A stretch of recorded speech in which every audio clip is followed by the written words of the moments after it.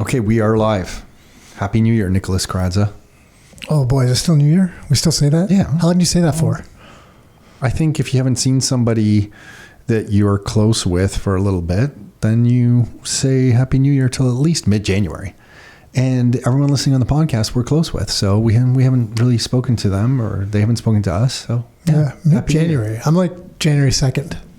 No, but I mean, like, you've seen somebody, you know, I think I said Happy New Year to a whole bunch of people today. They probably looked at you funny. They probably did, but I remember I do the opposite of the masses. Yeah. So if everyone stops saying Happy New Year by the 5th, I automatically go to the 10th. Okay. So if the masses are happy that Trudeau's resigned, then you're unhappy?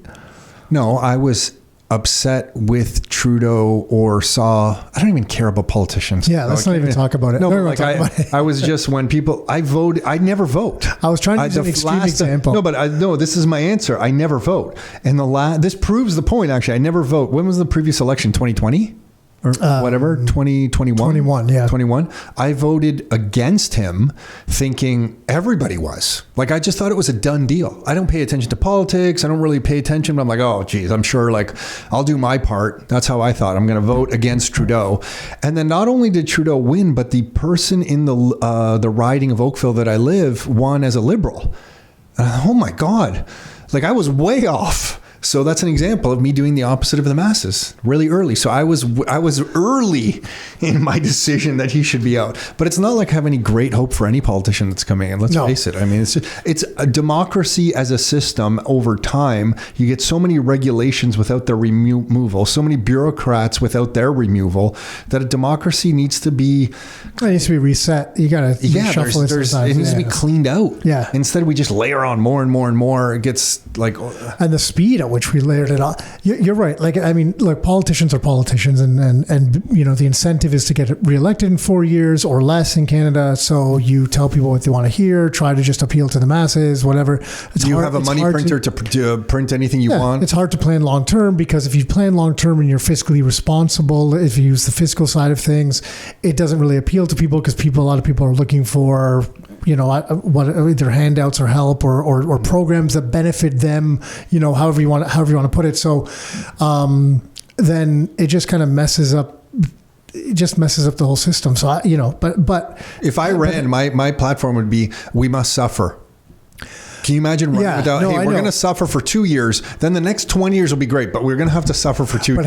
But having said that, this government's been especially garbage over the last period of time. I think they win the award for the most garbage. At least since, any government I can remember. I mean, there's people that have been around in Canada. There was weird pauses of government. But they were short-lived. That Kim Campbell brief era was kind of weird, but I didn't track any of it closely. But they couldn't, because they were short-lived, because, I think she came in as a leadership vote, right? I think an interim leader, a leadership. Was that what it was? Yeah. I don't know. So they couldn't do the damage that these guys did, but now people have finally realized that. Based on polling at least, which, some of that means nothing too, but it seems like people have finally realized, like, what the heck? They look around in Canada, they're like, this is not what we expected. But have they?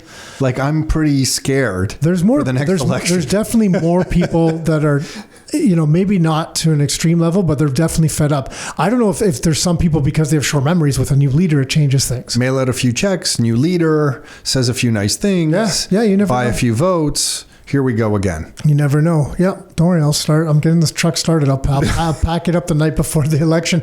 Depending on what happens the next morning, I'll just start driving. I'll either drive here or I'll just keep driving south, and I'll stop somewhere. I'll send you a little. Where are you going to stop? I'll send you like Panama. In Panama, the Americans are taking the Panama Canal too. Didn't you hear? I'll light a beacon somewhere, and you can try to find me. I don't know where to go. You just have to, I think the new your life, your terms is you're just everywhere and nowhere. You're just a little bit over here. You're a little bit over there. You're a bit in Europe. You're a bit in the Caribbean. You're a little bit in Mexico. You're in the States for a bit. You come back to Canada for a bit. You're just an enigma, just moving around, man. Nobody can really figure out where you are. Yeah. You're like the Bermuda Triangle. Nobody knows what's happening in the Bermuda Triangle. That's how your life has Or you're out of the city. You're out of the city somewhere. That's true. You have some land that you're living on. You got some chickens, got a few cows. Yeah. Some pigs in a forest. whatever you're doing. Yeah. Solar power and Starlink. Yeah, there's somebody I don't want to name the name of, but that we know in British Columbia, north of Vancouver, about I think only like 3 hours. It's under 3 hours. It's 3 hours or under 3 hours. Multiple acres, multiple lakes, cabin, solar power, and Starlink. Yeah. And I'm like, you know what? That's probably the way. Yeah. So on that note, then because the whole your life, your terms thing. So then, what do you do? What do you do? So you're in this situation. You're 2025. You're yourself. You're yourself. No, I was going to say you're yourself in your past. So you're your son's age right now, knowing what you know now, going back, that many years. So that's about 25 years different. How old were you when you had Aiden? 29. 29. Mm-hmm. Okay, so you go back 29 years, but you have the knowledge of today. Mm-hmm. You're here. So what do you do for yourself? You've done school. What skills do you want? What do you look for? I was just thinking you just buy all the Bitcoin that you can. Yeah. But yeah, skills wise, yeah. Well, okay. Yeah. I mean, anything, investing, skills, whatever. Like, we all talk about this, that the biggest thing that's given us, I think, freedom to be able to move around the world and feel like we can open a restaurant, or I always joke about a car wash for some reason, like we could just go anywhere, either of us together or independently. And the thing that gives us freedom, we were talking to Daniel Foch about this topic a little bit, is our ability to open a business for ourselves and to have a unique, deep understanding of marketing so that we can drive new customers to that business. To me, the ultimate freedom comes from our confidence in our skill set around marketing. Mm-hmm. And I think we've said, it's funny, I was on a couple podcasts and I was bringing that up with people, just glossing over it. They didn't want to talk, they want to talk about real estate, which is of course a great hard asset. They want to talk about branding, which is of course important.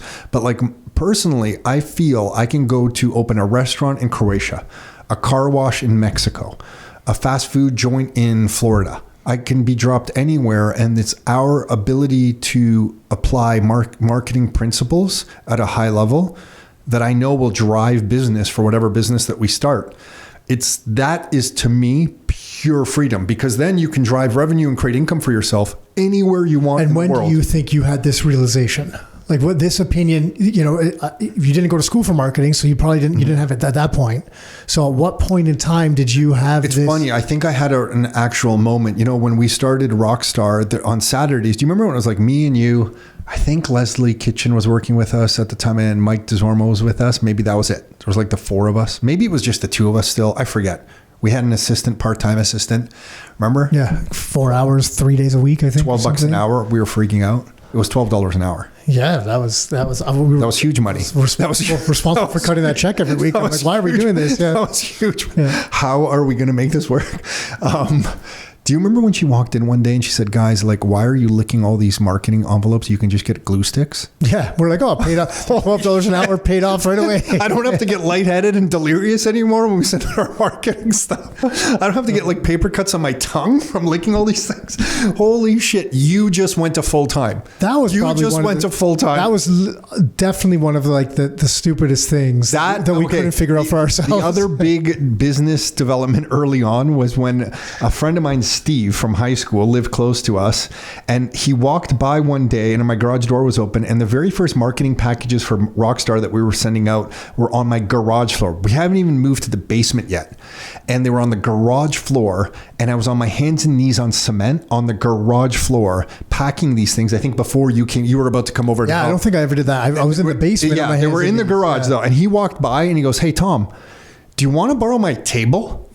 And I remember thinking, oh my God, yeah, could I borrow your table? And he brought the table over. He literally walked it over. I set it up in the garage and I'm like, oh my God, that is so much better packing these on a table instead of my hands and knees. I actually returned that table because it went into my basement. Then you came over, we used it. And then I don't know, a year later, we moved into an office or something.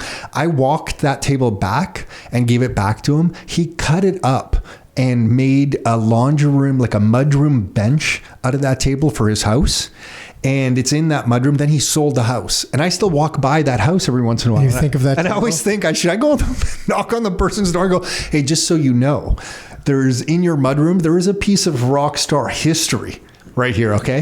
The mudroom bench that you sit on, that is like in Rockstar lore. We should buy the house just to get the bench back. Painted white. Yeah. It's all different, but yeah. Anyway, but the moment I had that I knew that we were onto something, and I think the moment that I realized that like we were graduating, you know, novices play with tactics. Some people get semi-pro and they start applying strategies to business, but the professionals understand the principles. That's in all things, investing, real estate, when it comes to all things, and it applies to business as well. It definitely applies to marketing. Most people talk about tactics. Very few graduate to strategies, and even fewer understand the principles around marketing. The moment that I realized that we were graduating up in those levels was it was a Saturday when you and I still did everything. A Saturday morning, we were teaching a class. So that Saturday, I was teaching the class because we shared it. Then after the class, we did a tour of rental properties with the class, which was like 8 people. I had packed my car, then a car followed, and we went to Hamilton to look at rental properties. So by this time I had gone up early, 6:30 a.m., prepped the class, given the class for like 2.5 hours, got all the maps to look at properties, handed them out to people, went and did this tour of 3 properties, spoke in all the houses about like the pros and cons of all these rental properties. Then on the way back, so it's like now 2 p.m., somebody in the car says, "Tom, that was really cool. You know what? I'd like to make an offer on one of those properties." Yeah, I remember that. And I just thought, oh my God. Damn it. Yeah. Like all I want to do right now is I just want to go home. But I also need to make some money. So I got to do this. So I need to call Carol, tell her I'm going to be home later than I thought. And I knew that meant like the next 4 hours. Remember when you made offers on paper and you were faxing them? And then you'd get the realtor to call you back. It was so much slower than it is now. And I remember just thinking, I literally thought to ourselves, our marketing system is working too well. That's really what I thought to myself. I go, oh my gosh, like we can't even prevent making sales. Like we don't even want to make the sale right now, but the system is just producing people because you're in the marketing system we had outlined with the free training class and then an educational tour and all this stuff. It was just designed to produce sales. It was all choreographed. It was a sales choreography that was leading to the sale, and it was working. And that was the moment when I'm like, oh my God, this is working so well. It's working at a moment where I just want to go home. I don't even want to make the sale. And someone's still making, asking to do business. Yeah. Back to the table thing for a second is that's one thing that I guess it's a strength and a weakness at the same time, because when stuff has to get done, we just buckle down and be like, oh, damn, this has got to get done. We'll do it right now. And we just do it. And we don't do little things like get a glue stick or get a table or anything. We just kind of like throw everything aside and we just kind of get that thing done, for better or for worse. But yeah, on the marketing side, I think for me, my eyes opened when we spent more money than I think we had at this time. I don't know, what was it? I guess 2008. When's the first conference we went to? 2008? It was New Year's of 2006. So it was in 2007 when we went to it. So it was 2007. And I'll never forget just seeing kind of like talking to people there and what they were doing with just marketing and seeing some of their businesses and some of the people, the way they were selling at the conference. That was like the more sales times. But the things that I just didn't really even understand, or even maybe I didn't think of them partly, and partly I didn't really believe those were like those could be a reality. Mm-hmm. It just opened my eyes to changes your context. Yeah, it just changed. I was like, okay, I've been living in like my little bubble, and then when we started hanging out with other business owners and seeing what other people were doing, and being able to learn from them, because in those places, the people. In the right group, people aren't competing with each other. They're helping one another. You get to take other lessons from other people and just implement them. And it was like just mind blowing. Like, holy crap, this guy's doing that. I'm like, why? Well, then why can't I do that? It was just kind of that type of thing. And not from a competitive place, more just like, well, if he can do it, like I can do it too. Like it created belief in myself, and that kind of changed things. I think I needed that to open my eyes to some stuff. Same. I think it just changes your context, because I think when we were working in the corporate world, at least for me, I didn't understand I was just playing this such a niche role. Like my job was to answer incoming lead, make sale. I didn't understand, how does that lead come in, and how many leads do you need to actually make some revenue, and what is the cost for every customer, and what's the cost to generate that lead, and how do offers work? And so you're just playing such a small role that you don't think about all this stuff. And I think when we went to these marketing conferences and spoke to some people and they were just laying it all out, it was the first time I had seen like a system that would generate business from start to finish. Like, I was just used to being a cog in the system. I never had seen the system. So like, those guys that ran those martial arts studios that really had it dialed in. Yep. And you were like, oh, like they're showing the advertisement that makes the phone ring, that gets people to come in the door, that converts to new business for their martial arts studio. And this percentage of people spend this much, and this percentage of people stay for this long. And that's really how it works. And then you had a dentist go through the same thing. Like, here's the offer. And if the offer works in a newspaper, that means it'll also work in the radio. And if it works in the radio, we came to learn many years later, you can also put it on Google AdWords, and it's just going to like work everywhere.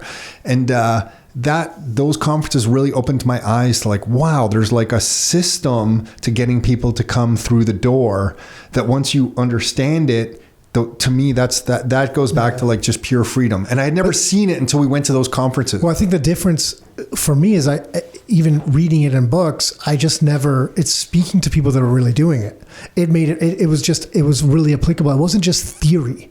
It was actually like, here are the results of something that's actually working. Because so many times it's just easy to talk about theory and theoretical stuff. There's like, you talk about branding. People, here's what you got to do for branding. Or you talk to ad sales reps, like the radio ads. They're like, well, so you got to repeat the message more. Seven times. That's what happens, and that breeds familiarity. And then that's when people do business with you. And we know from all our testing that's actually not the case at all in our ads. We actually see the biggest spike early on with the ad, and then we see it taper off until we put a new ad out. So we've seen that, time and time again. I was just talking to the team earlier, but we were just going through a bunch of our online ads, actually going through the same type of stuff. But anyways, so that's the skill.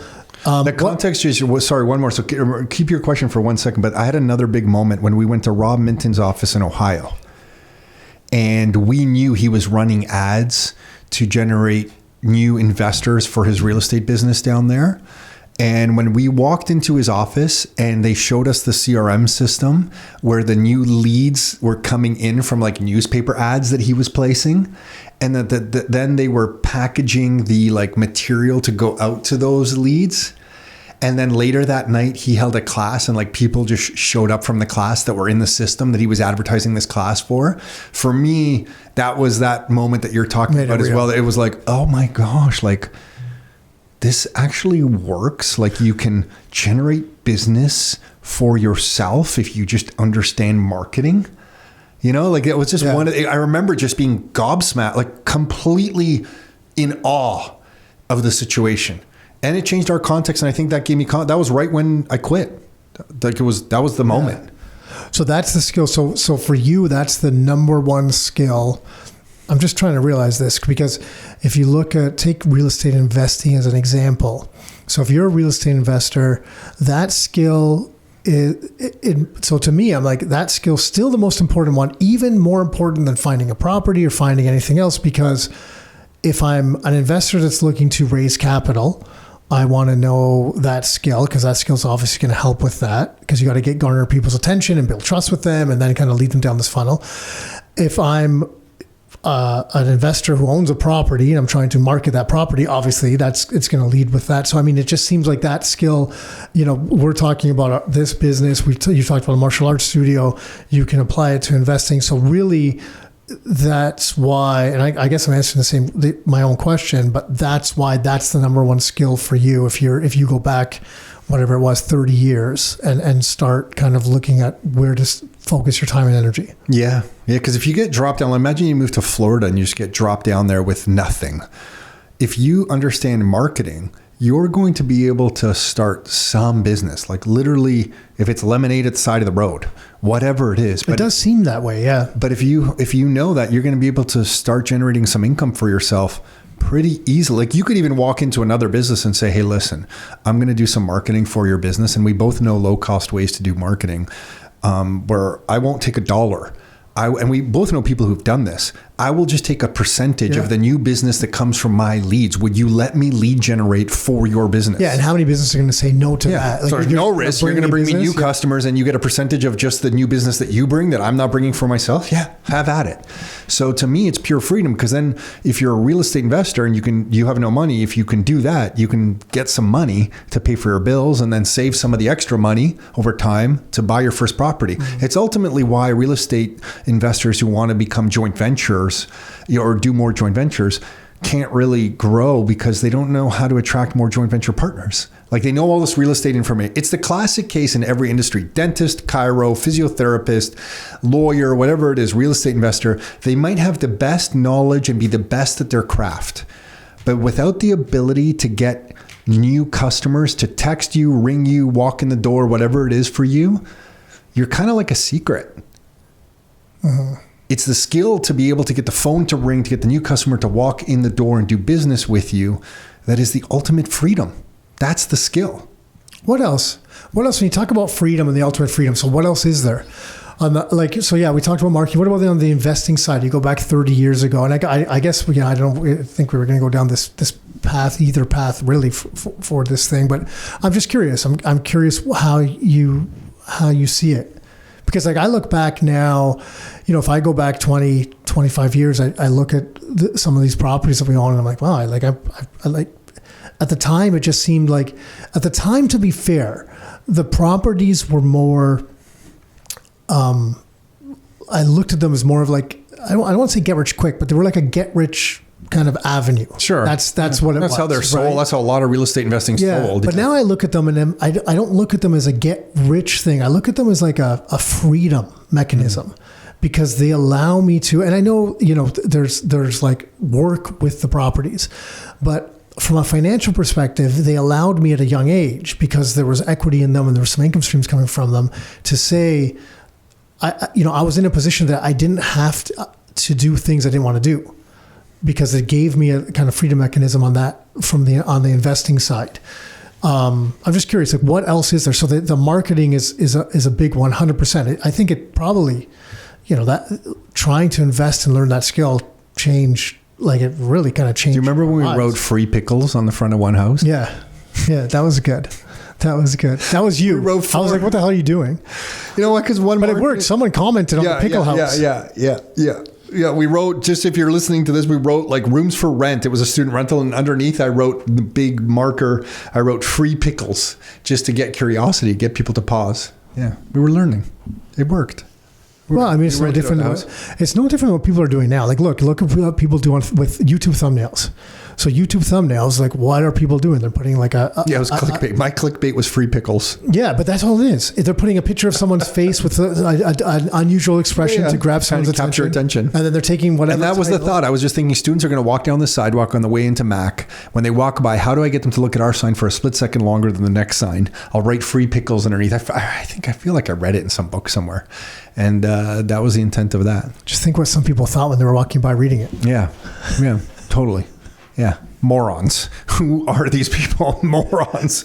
But we rented out the house, and somebody did comment on the pickles. But this topic came up because I guess this topic came up earlier on when you mentioned that we were having a podcast with Daniel before, and he's like, "Hey, what would you give advice to?" I think it was younger people. I think that was the question, and he said to start a business. And I think the idea is for Canada to be a productive country and to continue to produce things and innovate and do those things. The idea is to be, the more that people are enticed or able to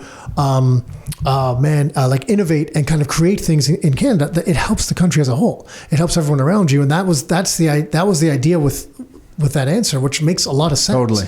Because then you're contributing something and you're kind of moving forward. And I think we've kind of lost that a little bit.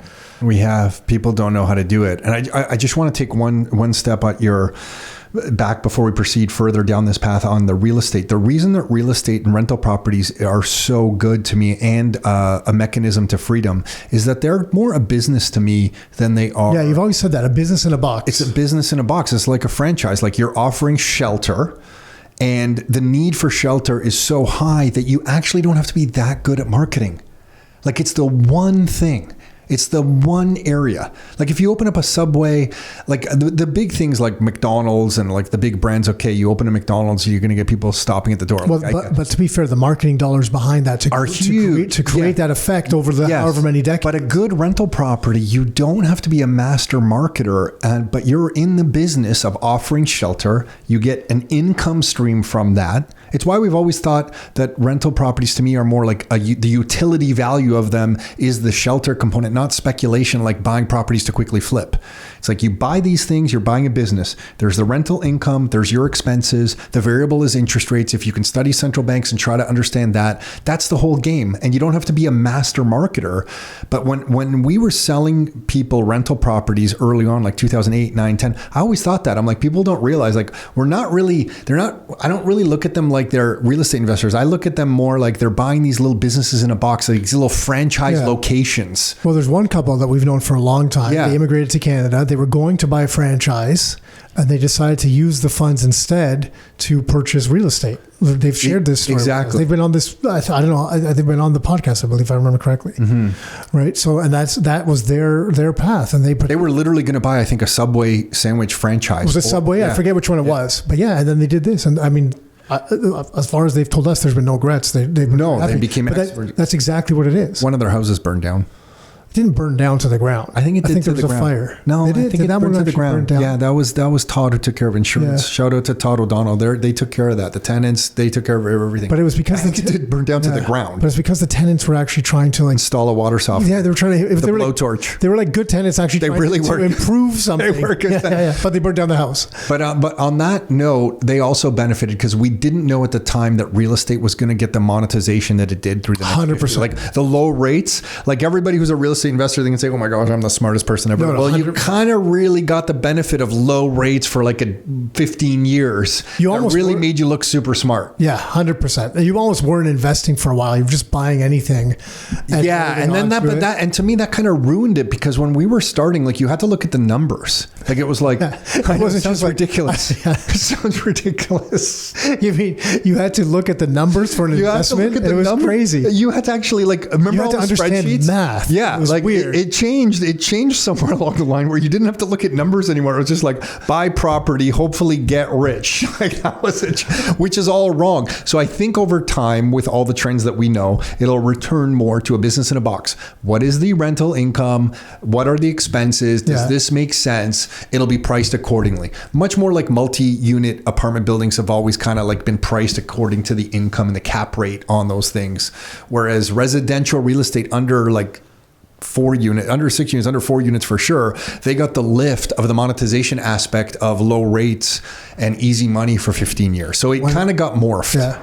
Well, so did the multis though, right? Because yields went so low, cap rates came down. Yeah, people were just pumping money into that asset class because there was better yield there than there was on the markets. So a lot of money exited and was going into those places. So, so now to go back to what you were talking about, like, okay, real estate, is that like a freedom vehicle? I think if I was dropped anywhere, the strategy for me, and I had to start over or start with something fresh or whatever it was, it would be starting a business to generate income, and then the savings from that business, what hard asset can I put it in so the purchasing power of the earned income is stored well? Yeah. That's it. Yeah. So like to me, the business that we're doing here at Rockstar and the marketing skills are the number one. Because you need to generate the income to have enough extra to be able to store. That's what it is. Yeah.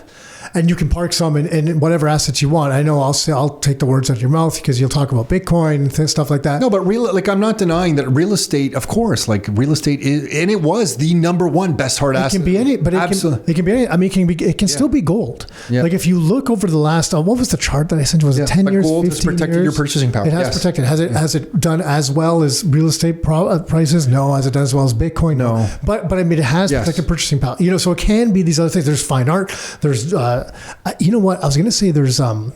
I was going to say diamonds specifically, but diamonds recently, because of technology. I know. Right? Because these man-made diamonds has kind of altered that market. Technology's really kind of demonetized some of that, I feel like. But I know that the prices, and I don't know the volume that they're selling anymore. But you were just talking to our friend who said it changed. Yeah, but I know the prices of the natural stones just recently. This wasn't from him, but I just read an article end of last year. De Beers? How do you say it? De Beers?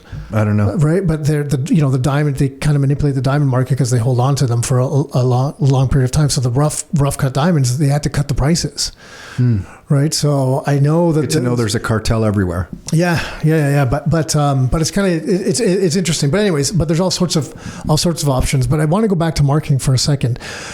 If marketing's so important to you, and I agree with you, why is it that so many people and I'm talking entrepreneurs, don't either learn it, like invest in themselves, or even if they think they understand it, they won't put any money towards it? I know, right? Yeah, I think they have somehow been fooled into thinking the idea of a business is more important than the system to create business. They've kind of thought like, oh, I have an idea for a business. The idea in and of itself is so great and wonderful that you hang out your shingle and it'll work. And we both know businesses that don't have the best product, but have better marketing than the person who has the best product, and they succeed. So I just think people misallocate their attention to the idea of the business is in and of itself the most important thing, where it's not. It's the system to generate new customers for that business or any business is the most important thing. Like if you were going to go buy a business with your friend, any friend right now, I know you, the first thing you're probably going to look at is, well, I don't know, like what is the size of your audience? I guess we can talk about what we mean by that. Like what's the size of your audience? What's the size of your current database? And how do you get new customers in this? What are you doing with it? Yeah. What are you doing with it? How do you get new customers into this business? Maybe we can talk about that a little bit. Like what are some of the main marketing things that are important to you? We always talk about our database and our audience and stuff. Is that like a thing that's... Yeah. So the way I look at this, and I guess the previous question that you were answering as well, is I think that people, on top of what you're saying, which I agree with, is I think also, many people look at marketing as an expense only. And I feel like it should be looked at as an investment. And what I mean by that is you should be able to track a return on the dollars that you're investing into the business. So if you invest $10,000 to get new customers, well, then you need to create a system like you're talking about that you can understand what that investment of $10,000 is going to spit out on the other side. Okay, so can you break that out, like like cost per click, and kind of how are the components? Yeah. So so if we're looking at online marketing, then it would be allocating $10,000 to some online marketing. What are some of the metrics you would look at just to give somebody an idea of like how we would look? Okay. So the first thing you look at that's pretty basic, which kind of doesn't see, well, it's like such a loaded question, but okay. So let's break this down. So you would have an ad online. So you look at cost per click first, or at least we would. We look at cost per click first because that's going to tell us if this ad's working. So how many people are clicking the ad that you're putting up there on Facebook or Instagram or wherever? And how many people are we getting to click that ad? So, and the reason we look at that is we just want to make sure that the ad is working, right? Because if we're not able to get people to click that ad at a decent cost, then it doesn't really make sense. We got to create a better ad. But if everyone's clicking that ad and then at the whatever we're offering on the next page, and typically with what we do is we would offer some sort of we would offer something in exchange for some sort of contact information so we could follow up. So it's some sort of free. So you're not selling right away. Like you're not selling your end goal product just yet. It's typically harder to create a funnel like you're talking about. It's going to be harder to create this funnel and sell right away, right? It's like me meeting you on the street and saying, hey, do you want to buy something? Your natural response is, well, no, right? So the fuck are you? Yeah. Okay, that's more accurate. But so typically, we kind of take a long tail approach. And also ultimately, if, in our business, if we're helping people buy investment properties, it's not a 99-cent sale. If we were selling chocolate bars for $1 or whatever there are now with inflation, $5, it's a lot easier to try to sell something right away at that. But if we're saying, hey, do you want to ultimately invest in the property for however many hundreds of thousands of dollars, that's a little bit, we need more trust with each other to be able to do stuff And I don't want to go too far Sure. down that path. But Okay, so cost per, so you're looking at how many people will click the ad. yes, but then more importantly, so that's only the first step. More importantly, we're looking at what cost per lead is. So let's say on the next page after they click that ad, they are getting, they're going to a page that offers, well, one of our free books is what we offer, right? Okay. So let's say one of those offers, they're like, hey, do you want this book? How many people, what's it costing us for that person to enter their information so that we can send them that book? That's our cost per lead. And that's going to be most important for us because that's where we want to see that's working. So if we're spending $10,000 and we're getting one lead, $10,000 from one lead, that's not going to work out very well. That sucks. If we're getting 10, it's $1,000 per lead, still not good. If we're getting 100, we're starting to do better. If we're getting 1,000 and so on and so on. So we want to kind of get that to a point that it's manageable for a cost per lead. And then what we want to do is then now we have some sort of funnel or system like you talked about to then follow up with these people. Maybe it's through phone calls, maybe it's through mail, maybe it's email, maybe it's text message. Offering a webinar. Whatever it is, some system to follow up with these people, ultimately with the hope that a percentage of these people that came from the $10,000 that clicked that ad, that became a lead on that website, ultimately end up doing business with us, and then how much revenue comes from that $10,000 that we spent to then acquire those people or get their attention and have them become customers. So just to recap, then there's a cost per click that we can track. There's a cost per lead. Somebody who's clicked our ad, come to one of our websites and actually given us their email address or their mobile phone number or mailing address or something. That's a lead. So cost per lead. And then once they actually buy something from us, we can calculate the cost we are spending per customer. So now we can have cost per click, cost per lead, and cost per customer. And then if you take it one step further, and see what happens a lot of the times is people will stop there, right? They're like, well, okay, I got one customer and I spent $10,000 and they only bought something worth $5,000. So that didn't work. Sucks. I lost money. Yeah, you lost money. So great. Don't do it again. Way to go, Nick. Except that customer sticks around for 5 years and they spend $5,000 every 18 months maybe. So whatever that is. So now all of a sudden they've spent $2,000, $2,500 with, $20,000, $30,000. Yeah, dollars with you over that period of time. Now, how does that $10,000 investment look all of a sudden? It's pretty good. So that's why it's so important to track these because... And we call that the lifetime value of a customer. Yes, sorry, I meant to say that. And why it's so important is because if you can understand these numbers, the majority of people don't. But if you can understand these numbers, it then allows you to then outspend any of your competitors. And it gives you a competitive advantage in business. Because then the question becomes, well, how often and where, how many places can you spend $10,000 in marketing to get $30,000 in return? Well, not even if you can get 30, great. Even if you can get 11. Like if I sat here and I said, hey, I'll give you 10, give me 11. Like, okay, sounds good. Right? Well, I wouldn't like that. You would like that. Of course. I'm the one giving the 11. Yeah. But of course there's costs involved and stuff like that. Right. But I mean, it's got to be looked at as an investment, not an expense. And I think, there's a lot That's why when people ask us about marketing budgets, we always look at them cross-eyed because it's like, there's no marketing budget. It's just, what are your numbers? Well, it's funny. So today we were talking to someone that helps us with some online ads. They do algorithm stuff, all that type of stuff, the tech side of it. And we were just looking at some numbers and we're like, you know what? These numbers are looking pretty good right now. Are they? Let's just, So we're like, let's just dump some more money in it. But just specifically because of those numbers. And those numbers might change in a couple more weeks and we pull back, but we're like, hey, if we're getting some good placements right now, because a lot of this stuff is run through algorithms and things on these platforms now, but you have to understand to your point again, the principles behind it, because the algorithms are taking care of the kind of the strategies and the tactics and that type of thing, but the principles still matter most. And if you don't understand those, you can't be effective with that.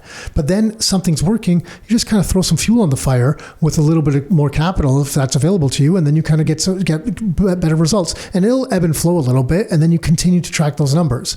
So it's just I think that's when I really feel like that's probably the biggest reason we were able to heads down, and we worked our asses off to be fair, but heads down continue to build Rockstar because we kept looking at those numbers.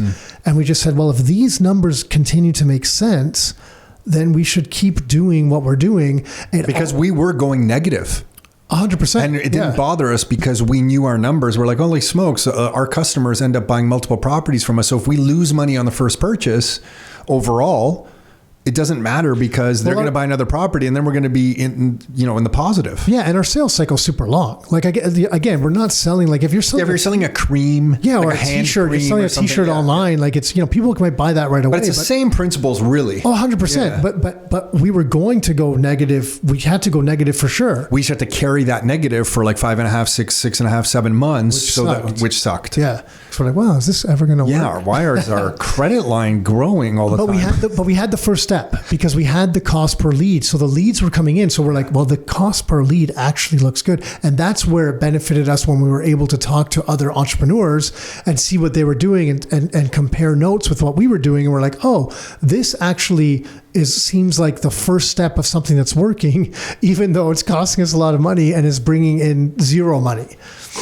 So then, you know what, there's these, I was just thinking, like, what makes up like some of the principles? Like when people come to us on marketing and they're like, oh, I think you should be on TikTok, or I think you should do a podcast, or I think you should do this. Like that's just living and thinking at the tactical level of marketing. A strategy would be like picking a few of those things and putting it into a system that you're describing. But some of the principles that come to mind for me, some of the words that popped up when we're talking are follow-up, an offer, the audience or database, and authority.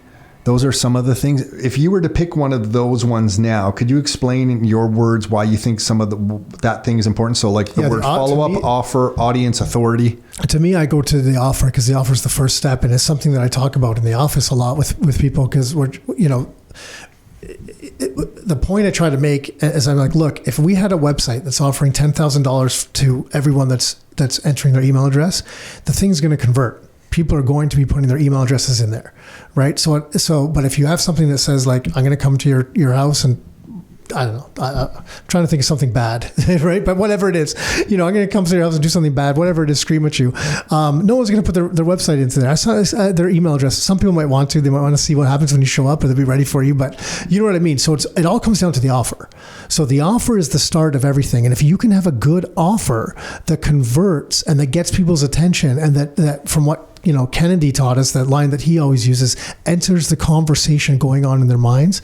That's the beginning of everything. Because then now I know that you're someone that's interested in what I have to talk about, whatever is the business that I'm in. And now I know that I can put more attention on you because you've done whatever search, somehow you found me or I've gotten your attention somehow. And you've now raised your hand and said, hey, you know what? Yeah. I'm kind of interested in what you're identifying as a possible customer for my business. Yes. And instead of me talking to everyone en masse, I can now talk to you and say, hey, what is it that you specifically want? And then I'm able to try to build a relationship with you, whether it's electronically through social media or emails or whatever else, or in person, whatever that process is. I try to build a relationship so then hopefully we end up working together.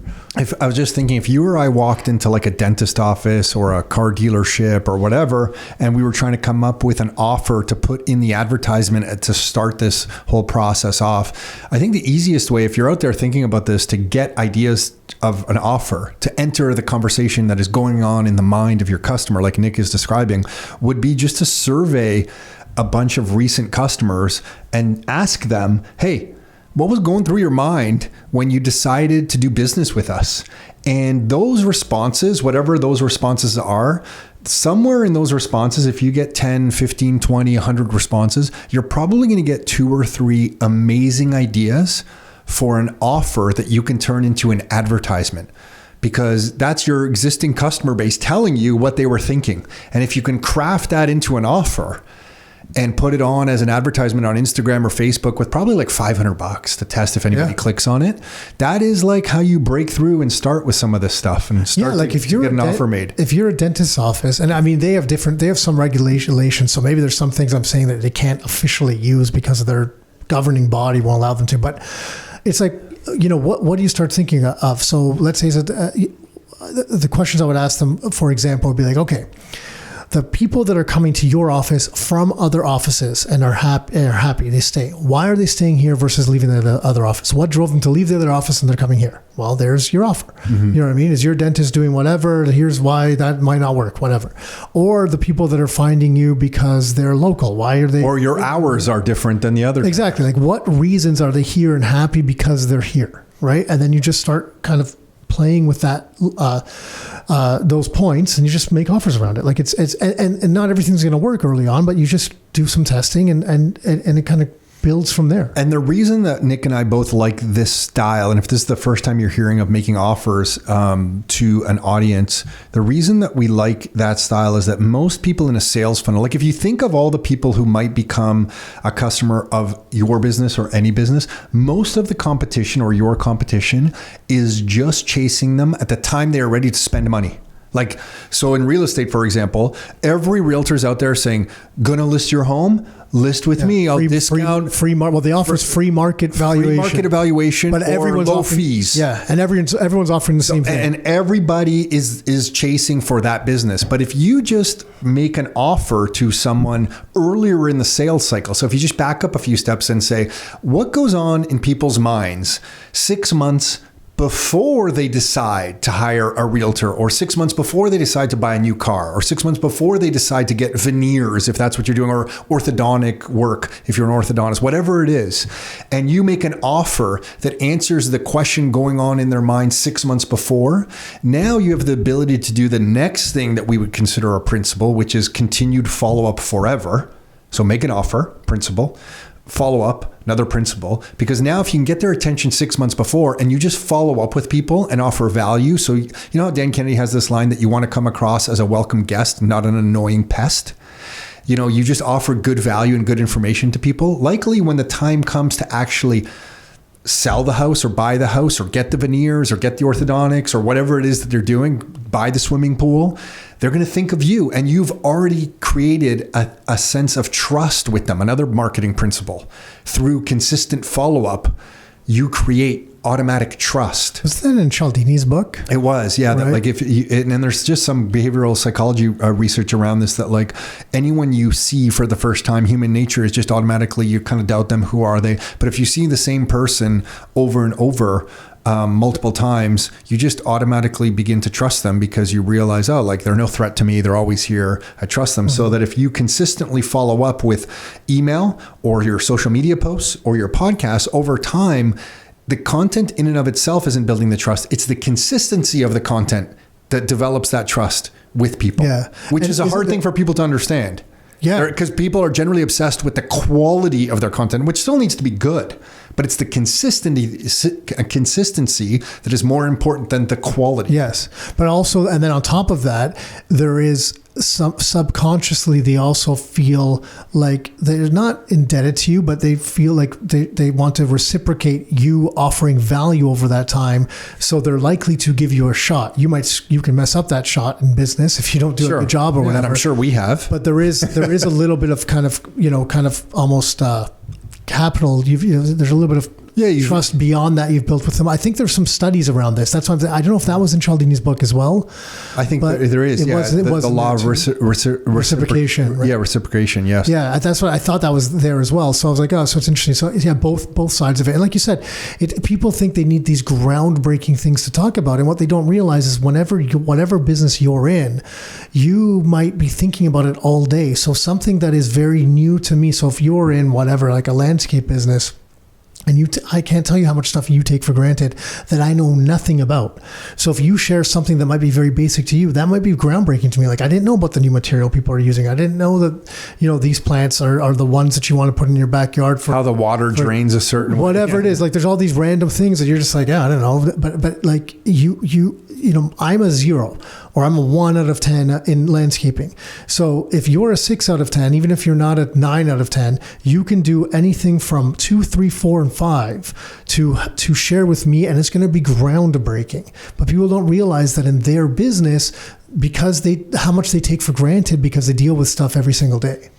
Agreed. Yeah. But yeah, the follow-up, the consistency of the follow-up, and we've seen this time and time again, because now we've had people come to us over the years, and some people are like, I've 10 years been getting your emails for years. We've had multiple people saying years they've been getting our stuff, and then they finally said, okay, now I'm ready. Yeah. So it's paid off that way. And when we did a look back, at one point in time, we haven't done this in a while, but I don't think the numbers changed. It was about 80% of our business actually came from follow-up. Yeah. Versus going to, I think it was 85. Oh, was it 85? Yeah. Versus going for like, to your point, a quick sale, the immediate sale. Yeah. The people that are looking for something immediately, that was a very, very small percentage of our business versus the people that came after building a relationship, trying to provide some value first and that type of things. And the principle around that we were taught from Dan Kennedy, one of our mentors, was that you need to be working at all times in business on now income and future income, which means, and it's a competitive advantage because most people are just working on now income. They're just trying to close the sales and the business is right in front of them right now. But future income means you're doing all this other stuff, that you are lead generating, that you're following up with people who are not quite customers, that you are building authority, you are growing your database, you're improving your CRM systems, you're making another podcast, another blog post. You're doing something every day that generates income today, but also that works to generate you business in the future. So you're working on now income and future income. Kind of another principle-based thought that really helped us think like, yeah, to develop a business, you're not just always trying to close the next person that comes through the door. It's like, what are you doing to get somebody to walk through the door in 6 months that you are doing today that will make that happen? Yeah. Yeah. That applies to everything. That just applies to, personal finance as well. I think it's extremely valuable. It's been a big lesson, but for business specifically, because there's going to be ups and downs. Every business, it just is never smooth. It is like sales and revenue doesn't just go smooth one way. It doesn't go flat, doesn't go smooth up, smooth down, nothing. So you need to kind of, when you're preparing that future income, you're basically able to smooth that out a little bit by doing that work. Otherwise, you focus on now income. And when things get a little bit slow, you're like, oh crap, there's not now income, there's no income. And it's a real problem. But if you're depositing into that piggy bank now, you're able to kind of leverage that type of stuff. Another thing I think about a lot that I think both of you and I would ask of a business if we were to buy it, invest with it, joint venture with it, whatever we're going to do with it, would be, hey, what is the size of your database? Like how many customers do you have on file with their like contact information, like active phone numbers, active email, active mailing address? What's your relationship with that 100%. Database? Can you elaborate on that a little? Like what yeah, when you say that, what do you mean? What do we mean? Yeah, well, I mean, to me, it's not enough to have a database. It's like, what have you done? Because if you've collected email addresses over 10 years from people, your clients, and you've never sent them an email, well, then you have no relationship.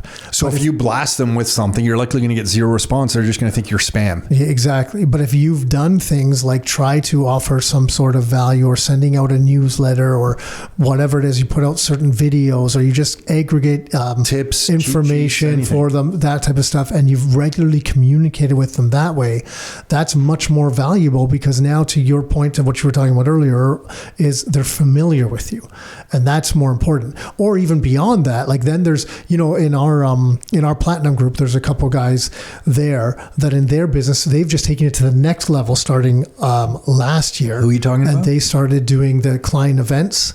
Oh yeah. They did the pickle. Yep. They did the pickleball thing for their clients, and they brought them out, and they're like the response was overwhelming. People loved it, and then they did a speaker series. So now then they brought a speaker out, and they brought people to their location, and they're like, yeah, the feedback was great.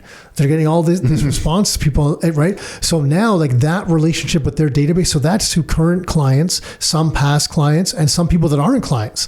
But that relationship with their database, the people that are coming to those events, that's a relationship. Because these people are driving to their location. They're making that a hub for different things. So that's what I mean. When we see people doing that type of thing, they're starting to just really kind of, take it to the next level. It's like, are you a welcome pest or a welcome guest or an annoying pest, right? Do they know you? But that was cool because seeing the response they're getting to that stuff is awesome. So then just you saying that, I don't know, we should probably spill the beans. It's probably obvious to some people what the purpose behind our Your Life, Your Terms events are. It's basically an excuse. They're basically client appreciation events that we don't call client appreciation events, that we are trying to deepen our relationship with our existing Rockstar members 100%, yeah. and offering value to them that basically we just put on, they've grown into a bit of an animal. Let's face it. We never thought these events were going to get that big, but no, they've grown into way more work than we anticipated. Way more work than we anticipated. When it was 50 people, it was really easy to put one of these things on. Carol was baking cookies but we remember when we had the Gene Simmons cut out, and we took everyone took a picture on the way with Gene Simmons, and we got Di went to Walmart, got the pictures developed before the end of the event. And then we told everyone, hold that picture, and you think about living life on your terms every time you see this picture. It was so ridiculous, but it was good. The intent was good.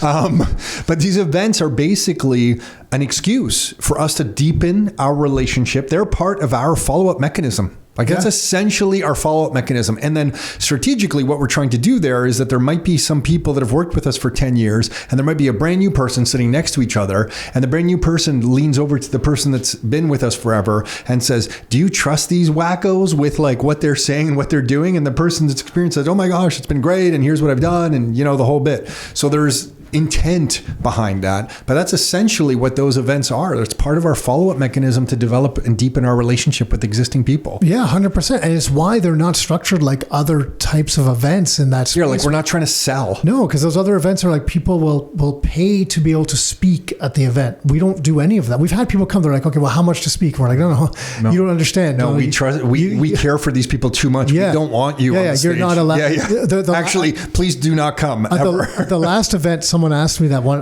and they were the VP of one of these corporate things, and they were just confused. And I'm like, no, we don't do it like that. Oh. But it's because we don't want it's not about selling. It's about just trying to offer value. Right. And that's why they're structured that way, purposely for that. It's for a longer term relationships in this follow-up kind of process. On that note, the next one in April is going to be our biggest one ever, full day, but we'll save details for another point. Yeah. And we're doing something that I don't think has really been done at all. Do you think so? Yeah, combining these two things really. But anyways, it's going to be a little bit crazy. Talk about it. I hope we can pull it off. I was thinking about it today because I was writing about, it's funny, I was writing about principles today, but just by chance, when you start talking about principles. But then I was writing about that today as well. And I was thinking, because I was trying to think, I'm like, I don't think I've seen this before. But anyway. Are we going to have bagpipes there or not? That remains to be seen. We're going to have the bagpipes. I think we should. They're going to be loud. I think we should have the bagpipes. Boy. We'll save everybody on the theme of this event. But I guess, so the reason we talk about this, and in the Platinum group that we run, we talk about this with other business owners all the time, is the biggest freedom technology that you can have for yourself is the understanding and framework on how to move beyond marketing tactics, but into strategic plans, and then understand the strategic plan well enough to know that there's principles that will enhance that strategic plan. Yeah, see, I look at it differently. I think if there's not principles, the other stuff will fail. Like the tactics, without the principles. Yeah. Oh no, we're saying the same thing. Just fail. Yeah. Okay. Yeah. Because I thought you were being kinder because you were saying to enhance the other stuff. I'm like, the other stuff doesn't even work unless you have principles. Yeah. I guess it just, when you understand the principles, you understand the strategy deeply and how a marketing system should work for your business. Yeah. And then you can apply the tactic of podcasting or TikTok or Facebook email or whatever. Yeah. It's just a tactic, and the tactics can change. I think the biggest thing, it's like real estate. When people look, it's the same thing applies in life, in investing, in understanding of money, in understanding of the economy. There's everything is broken out. Amateurs focus on tactics, semi-pro focus on some strategy, professionals understand the principles. Yeah. They understand the principles of investing, principles of money, principles of marketing, principles of business building. And it takes time to kind of graduate through those levels. And I feel like just over decades, we've managed on the marketing front to get to that kind of level, and through freaking millions of dollars of spend and mistakes. Yeah. Remember we ran some ads and they bombed so badly, we just thought, why didn't we go outside and light that money on fire on the front lawn? It would have been way more fun. Yeah, if we took a YouTube video, we would have got more attention than the ads that we actually... Oh my gosh, do you remember when we were running newspaper ads and we were trying to check the weather because we realized that on rainy days, the newspaper guys would throw the papers away like they must be because our ads would never pull, and we knew those ads would pull. Yeah. So we were trying to check the weather to make sure it didn't rain on Friday. Or remember when we discovered a remnant space at the Toronto Star? Oh yeah, I forgot about. And there was this is space that the ad guys at the Star. This is when people actually got physical. Yeah, nobody's doing this anymore, for as far as I understand. But they couldn't sell it. So like 48 hours before like the Saturday paper, you could get like a half a page. Oh, for dirt sheet. Do you remember one of our ads was not formatted correctly? I was going to say that. Yeah. And we got like a half page on page 3 of like the. It was like a life section or something. Lifestyle or something. Yeah, I don't know. But they just stretched our ad so it was a little blurry. Oh my God, it looked so weird. Brutal. We had the worst looking ad in the paper, but we got leads from the ad. It was incredible. Yeah, because for cheap, for like next to nothing. Yeah, it was made for like an eighth of a page or something. They put it on Toronto Star ran that. Yeah. Like it looked gross. It looked terrible. Yeah. So I guess what we're saying is we've wasted a lot of money learning what we're telling you right now. That's why we feel so confident in what we're saying. And in 2025, we are running our Platinum Group again. So the Platinum Group is really for entrepreneurs that have a business already, that are looking to surround themselves around other business owners to share successes and challenges and to kind of work together. This year, we're doing this in a bit of a different format in that we're getting together 4 times a year, but we're going to bring in some talks that we've never done before from experts in different areas, including ourselves on the marketing front. But we have some ideas for some estate planning stuff and others. And we're opening up the curtain to Rockstar. So the Platinum Group, because we tested this out last year and it worked really well, we're going to pull back the curtain at Rockstar for the Platinum Group to show them our operations in this business and our marketing in this business so that they can learn from us. Yeah, not just that, like at our team, like we give them full access to our team as well for, if they need things from our operations team, our marketing team, so they kind of get full access to that. They can see all our event planning, everything that we're doing. Everything that we've done, we're doing now, and kind of all the lessons leading up to that. And I think the biggest thing is this is like, this was primarily a mastermind group in past years. So it was sharing successes, challenges, trying to help, other people and learn from one another, which that type of format was extremely beneficial for us when we were kind of growing this business, and we flew around to many different mastermind meetings, and it was great. But I think this year, based on the little kind of testing stuff we did last year and the format change, is going to be really cool, because what we're doing is that we're bringing in other people. So for a portion of the time, we're bringing in other people. We're going to be sharing exactly what we're doing at each one of these things. There's going to be like, hey guys, here's what we're up to now. Here's what's working. Here's what's not. Let's dive into it. Like the last one that we did was all around our marketing funnel. We went through our full marketing funnel. We got into the email strategies, email deliverability, how we have to manage the database, all that type of stuff. Click-through rates. We're going through all that type of stuff with everyone.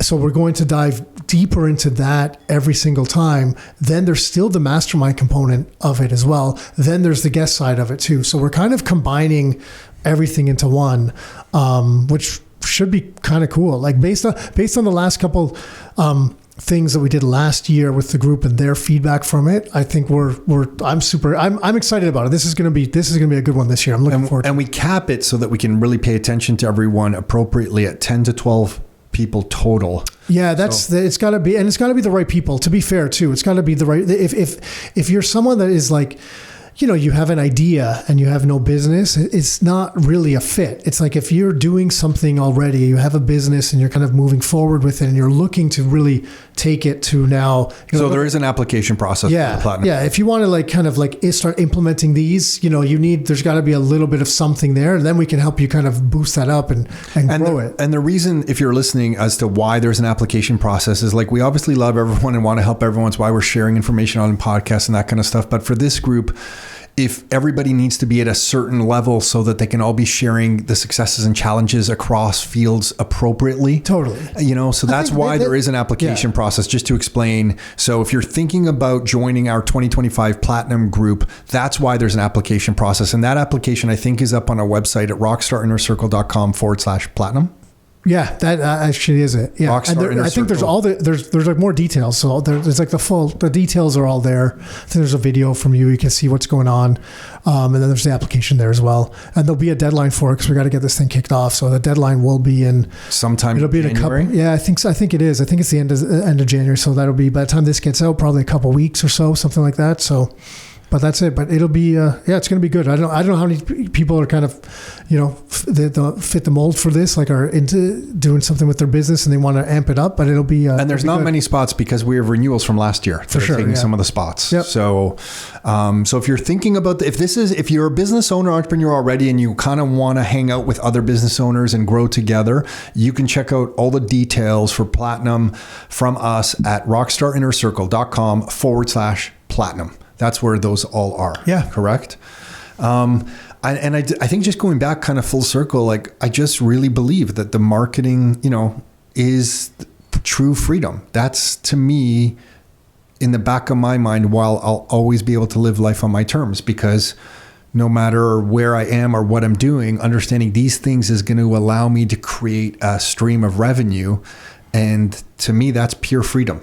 Like I don't need the property to create pure revenue. Yeah. I just need to understand these things. Yeah. I think that opinion is based on years of experience. Actual experience. Like you've lived it. And for other people, because we tried like 4 or 5 other businesses first without knowing these things. And for other people, it might be something else, whether it's, some other people just got into real estate and focused on that. And for them, it's real estate, whatever it is. It doesn't have to be real estate or marketing, but for us, that's truly what it's been.